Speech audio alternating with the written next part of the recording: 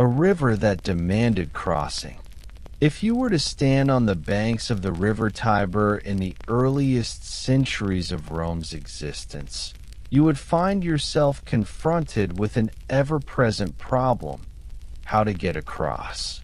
The Tiber was not the widest of rivers in Italy, nor the most treacherous, yet it ran directly through the heart of the city.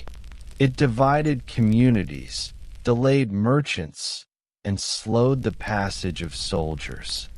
The Romans, being a practical people above all, understood early that a city straddling a river must master the art of bridging. And so, long before their grand aqueducts and towering amphitheaters impressed the world, they turned their energies toward bridges, mundane, sturdy, and unadorned. The history of Roman bridge building is not glamorous. It is a history of timbers hauled through mud, of stone blocks carved to mathematical precision, and of laborers whose names we do not know. Yet without these bridges, the expansion of Rome, military, commercial, and cultural, would have faltered. Bridges connected the city to its ports, its roads, and its empire. This section, the beginning of our story, will focus on the origins of Roman bridge building. The earliest wooden structures, the slow transition to stone, and the particular rhythms of maintenance and repair that defined life along the Tiber. In examining this practical side of Rome, you can better understand the very foundations, quite literally, upon which the empire was built. The Pons Sublicius, Rome's first great bridge. The most ancient of Roman bridges was the Pons Sublicius, believed to have been constructed in the 7th century BCE during the reign of King Ancus Marcius. The name Sublicius refers to wooden piles driven into the riverbed to form supports. There was nothing ornate about this bridge. It was functional, a simple timber structure meant to link the bustling Forum Boarium, Rome's cattle market, to the Juniculum Hill on the far side of the Tiber. The engineering challenge was immense. Wooden piles had to be cut, transported, and driven deep into the soft, silty riverbed with primitive tools.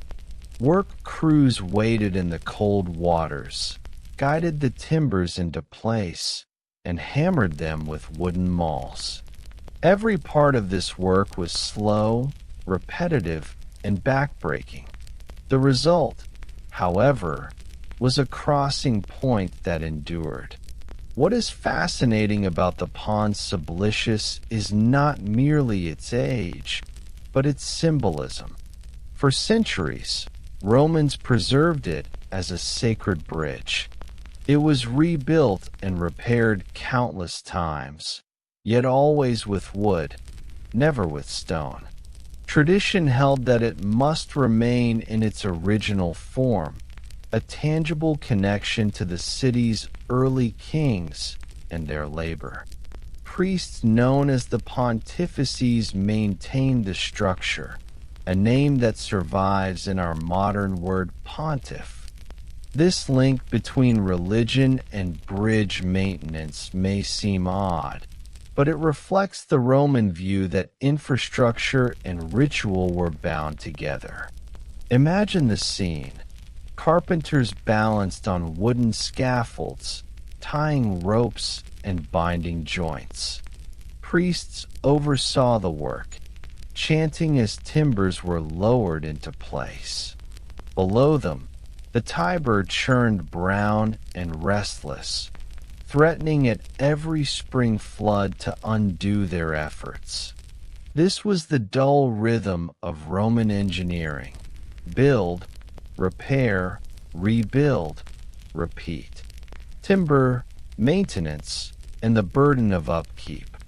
Wooden bridges had one unavoidable problem. They decayed quickly. Floodwaters scoured their foundations, rock crept into their beams, and fire posed an ever-present threat. Maintaining the pond's sublicious and other early wooden crossings required constant labor. The city assigned crews whose sole task was upkeep, replacing rotten timbers, patching decking, or reinforcing weakened piles. These maintenance tasks might appear tedious, but they were essential to daily life. Merchants bringing goods from the countryside needed reliable crossings. Soldiers marching out of the city required bridges that would not collapse under their weight. Even funerals, religious processions, and the simple movements of families depended on the steady rhythm of upkeep. Work crews lived in proximity to the bridge, often in crude housing along the riverbank. They rose early, hauled ropes and timber, and spent their days in the monotonous routine of patching. The soundscape of the Tiber in these centuries was not one of rushing water alone, but of hammers striking wood, saws rasping, and men calling across scaffolds. The bridge was alive with labor, as much a workplace as it was a passage. Floods and the endless battle with the Tiber. The Tiber, though not as wide or mighty as the Nile or the Danube, was an unpredictable river. Spring rains swelled it beyond its banks, carrying logs, debris, and silt downstream. Floods often battered the piles of wooden bridges, ripping loose beams or washing away entire sections. The city learned to prepare. Spare timber was stockpiled in anticipation of disaster. After each flood, crews inspected the damage, replacing piles, reattaching decking, and patching supports. The rhythm was wearyingly predictable. Floods arrived, damage followed, repairs began. For ordinary Romans, these floods meant disruption. Merchants might find the bridge closed, forcing them to ferry goods across the river by boat. Farmers bringing produce into the city had to wait on muddy banks. Citizens grumbled, but they adapted. It was part of life. The river demanded respect, and the bridges bowed to its will. This constant battle with nature instilled in Romans an appreciation for sturdier solutions. Wooden bridges sufficed for a time, but stone offered permanence.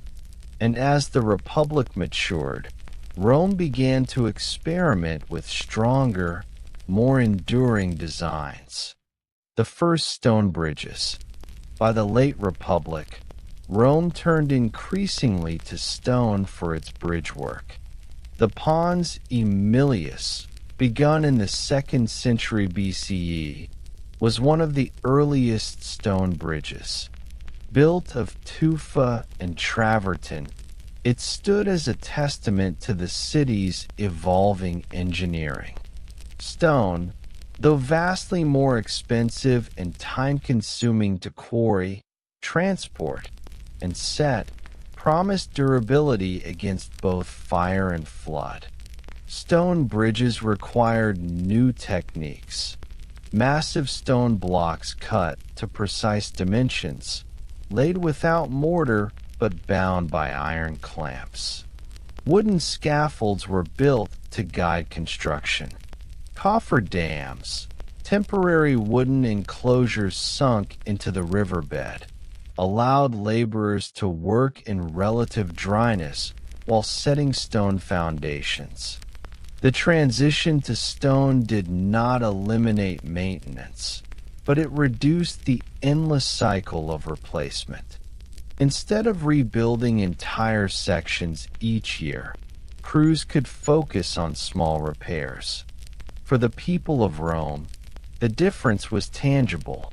Crossing a stone bridge meant stability underfoot, a surface that did not creak or shift. Merchants, soldiers, and citizens alike recognized the progress. Bridges in daily life. What did these bridges mean in the daily life of an ordinary Roman? Consider the merchant leading oxen across, their hooves clattering on planks or stone. Picture the farmer with baskets of vegetables balanced on his shoulders, moving slowly across. Imagine children trailing behind their parents, gazing at the swirling water below. The bridges were not marvels of beauty. They were not gilded or adorned with sculpture in their earliest forms. They were practical, sturdy, sometimes crude. Yet they stitched the city together. Each crossing brought people into contact, allowing markets to flourish, families to visit, and soldiers to march. For those tasked with their upkeep, however, the bridges were more burden than blessing. Laborers knew the monotony of replacing planks, driving piles, and patching holes. Yet in their anonymity, they performed one of the most vital services of the city. Without them, Rome could not function. The earliest bridges of Rome, wooden, fragile, endlessly repaired, tell us much about the city's priorities. They were not built to inspire awe, but to solve a problem.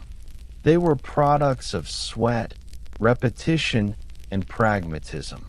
They were sacred in their symbolism, yet ordinary in their function. As Rome grew wealthier and more ambitious, its bridges too would change. Stone would increasingly replace wood, arches would rise over rivers, and engineering techniques would advance. Yet the essential rhythm remained the same. The endless work of men who labored in obscurity so that others might cross in safety. When you picture a Roman bridge, do you imagine grandeur and permanence? Or can you see the weary hands that held it together day after day? From local problem to imperial solution. In the earliest days of Rome, bridges were built to solve a narrow set of problems, to cross the Tiber, to connect markets, and to allow soldiers to move beyond the city walls. But as Rome grew from a city-state into a sprawling empire, bridges became instruments of expansion. No longer were they merely local structures. They became arteries of empire, carrying goods, armies, and ideas across hundreds of rivers, valleys, and frontiers. This section of the story shifts focus outward. Here, we will follow the Romans as they extended their mastery of bridge building across Europe, North Africa, and the Near East. We will examine their defining technology, the arch, and see how it allowed them to span wider rivers with greater permanence than ever before. And, as always in this boring history, we will pay attention not just to the grand outcomes, but to the repetitive details, the labor, the materials, the countless adjustments that made Roman bridges durable enough to survive for centuries. The arch, Rome's signature engineering. The key innovation that set Roman bridges apart was the stone arch. While the concept of the arch predated Rome, the Romans perfected its practical application. Instead of relying on straight beams that bore weight directly downward, the Roman arch distributed pressure outward, channeling it into supporting piers. This allowed bridges to span much greater distances with fewer supports in the water. Floods could pass beneath without demolishing entire spans, and traffic above could move more smoothly. The construction process itself, however, was laborious. Wooden frameworks known as centering were built in the shape of the desired arch stone blocks, carefully cut into wedge-like shapes called voussoirs, were placed atop the framework. The keystone, set in the center, locked the arch into place. Only then could the wooden framework be removed. If all was done correctly, the arch stood firm. If not, it collapsed into the river with devastating consequences. The repetition of this method, arch after arch, pier after pier, allowed Rome to standardize its bridge building. It was no longer improvisation.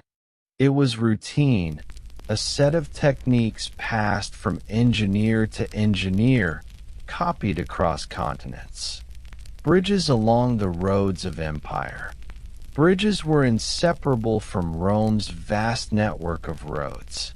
The famous saying, "All roads lead to Rome," could just as easily have included bridges, for no road was complete without them.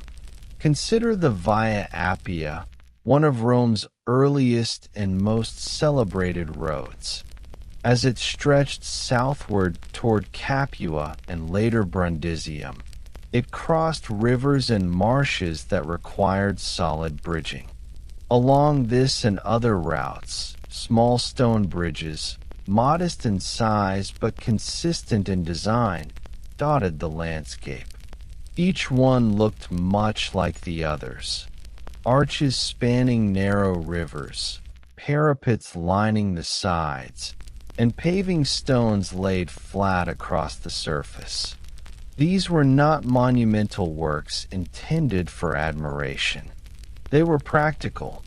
A farmer driving a cart, a legionary column marching in formation, a courier carrying dispatches, all relied on these ordinary crossings. Travelers might not even pause to notice them. Yet the sheer number of these bridges, built and maintained in quiet repetition, was staggering. They stitched the empire together in the same way that wooden bridges had stitched early Rome across the Tiber, the Danube, and the Rhine, bridges at the frontiers. When Roman legions marched northward into the forests of Germania or eastward into the plains along the Danube, bridges became strategic necessities. Rivers marked frontiers, and to cross them meant projecting power. One of the most famous examples was Julius Caesar's bridge across the Rhine in 55 BCE. It was not stone but timber, constructed rapidly in just 10 days.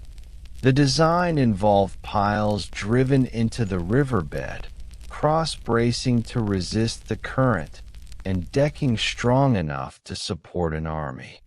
The bridge itself was soon dismantled, for Caesar had built it not to last, but to demonstrate Rome's ability to cross even the most formidable of natural barriers.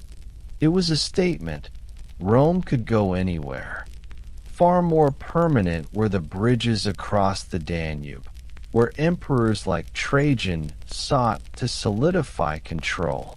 The Bridge of Trajan, built in the early 2nd century CE by the engineer Apollodorus of Damascus, was a marvel of its age. Spanning over a kilometer with massive stone piers topped by timber arches, it enabled the conquest and administration of Dacia, modern Romania. Yet even here, the details mattered most.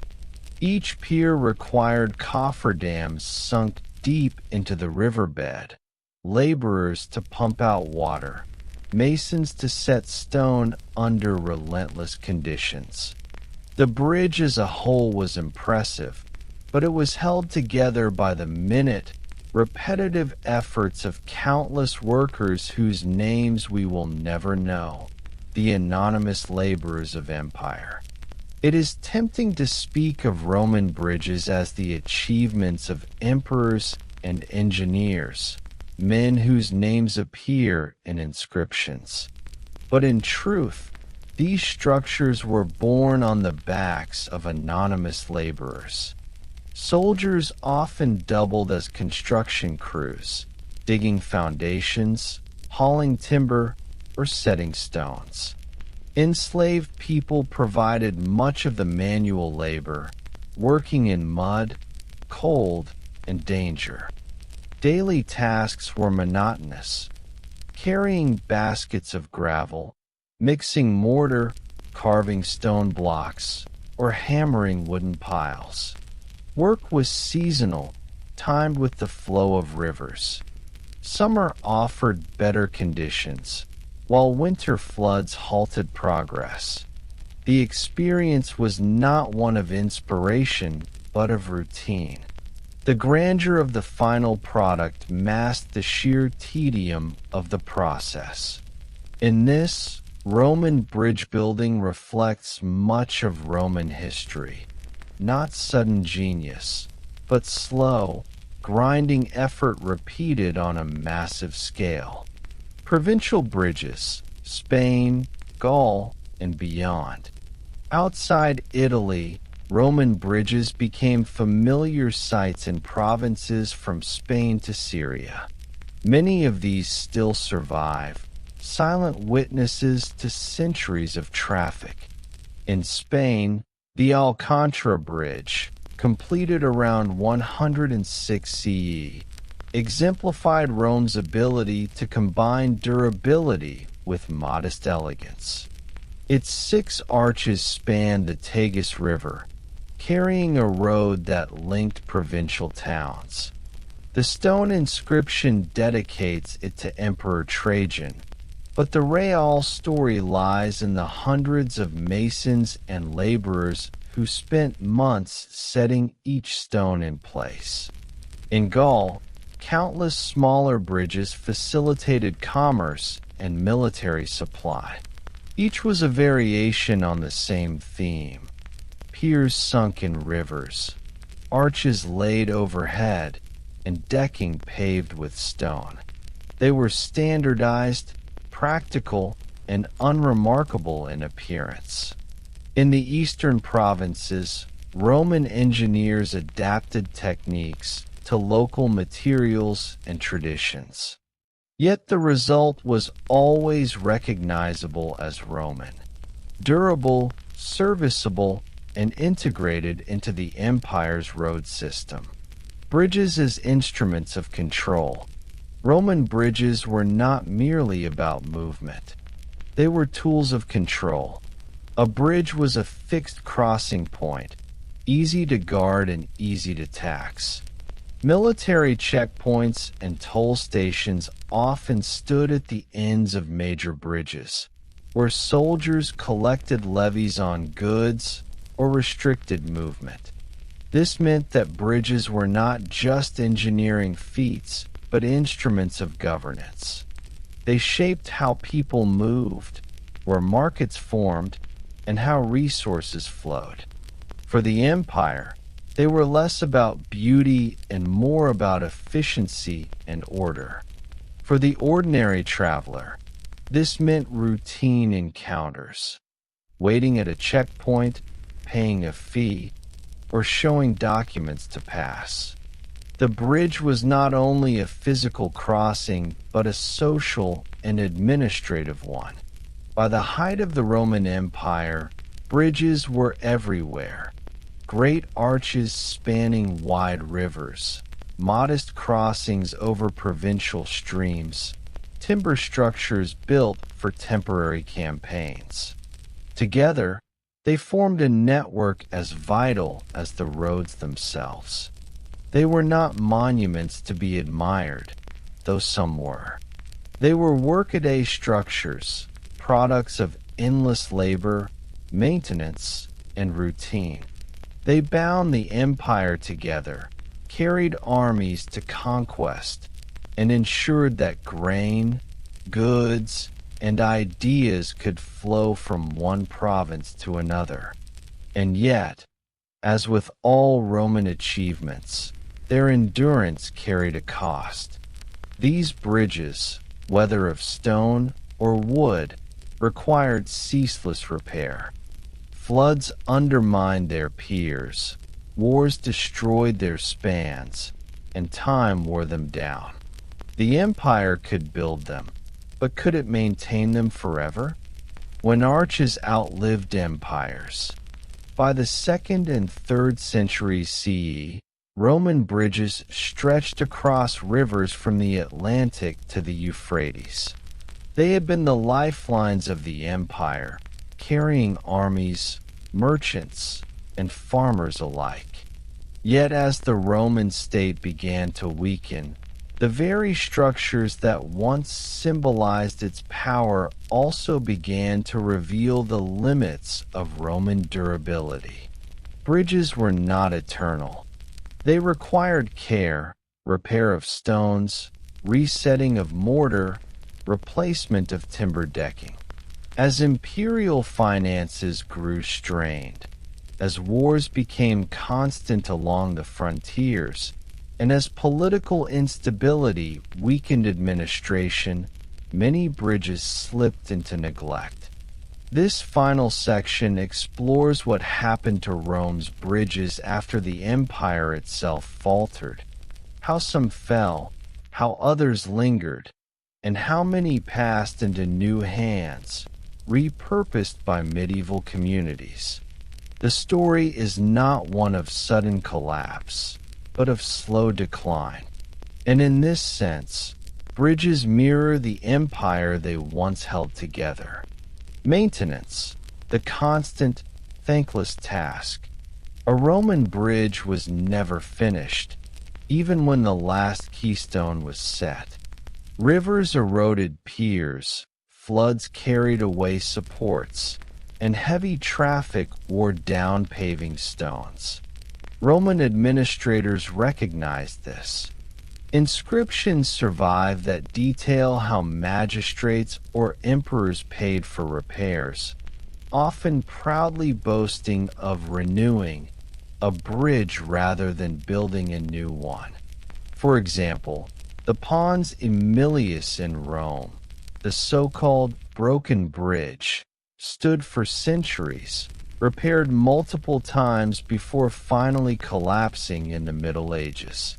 Its survival for so long was not a miracle, but the result of constant attention. Yet by the late Empire, resources were spread thin. Armies needed funding, fortresses needed maintenance, and tax revenues declined. The unglamorous task of bridge repair became harder to sustain. A small town might no longer afford to repair its crossing. Provincial governors had less surplus to fund routine upkeep. The result was patchwork. Some bridges were maintained, others allowed to deteriorate. It was not the grand failure of Roman engineering, but the erosion of Roman administration. Floods and the ravages of nature. Rivers were merciless. A single flood could sweep away years of work. Even stone arches, as durable as they were, could not resist when foundations were undermined. Timber decking rotted quickly, requiring constant replacement. The Tiber was notorious for seasonal floods that damaged piers. In Gaul and Spain, winter torrents undermined foundations. In the east, sudden river surges caused catastrophic collapses. When Rome was strong, such damage could be repaired promptly. When weak, repairs were delayed, and a bridge might be abandoned entirely.